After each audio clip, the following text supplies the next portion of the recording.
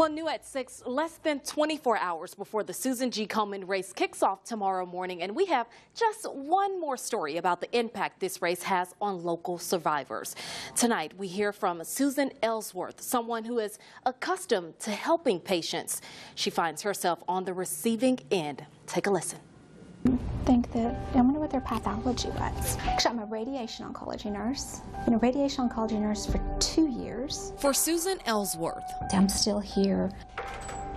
Life as a nurse helping cancer patients for more than a decade is what she's passionate about. He probably wants me to come in and educate these people and help them to not be so afraid when they come in and they're scared to death and they heard the big C word. Helping others, it's just what Susan does best. But as she looked to celebrate her golden birthday nearly 3 years ago, I actually was scheduled for just a routine screening mammogram. She was no longer acting as a nurse in the clinic. Instead, she had become a patient. And was diagnosed with breast cancer. Just 3 months after finding the mass, her breast cancer diagnosis is confirmed. She would undergo a bilateral mastectomy, a surgery aimed to remove all breast tissue that could potentially develop breast cancer. She has a very special connection as a survivor and care provider. Her medical oncologist, Dr. Sasha Vukelja, says although the C word isn't something anyone wants to hear, Susan was up for the challenge. But what makes Susan very different, I think, from some other patients is that she is really a patient advocate. I've had more people going to her and find out what you do with swollen arm, what do you do when you have, pain here, what do you do, what kind of bra to wear. Susan, along with Dr. V, are also avid supporters of the Susan G. Komen Race for the Cure.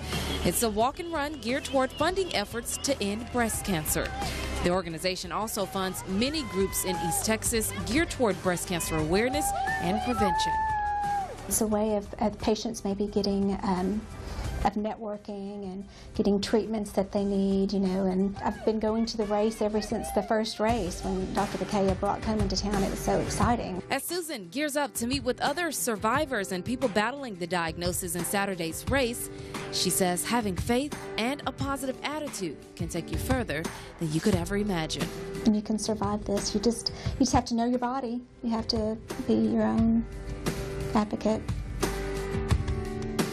Love that story and truly enjoyed telling Susan's story. A reminder, the Susan G. Komen Race for the Cure is happening tomorrow morning. Information about the event is listed there on your screen. You can also find details on our website, cbs19.tv. She's an inspiration. She definitely is. I love talking to her.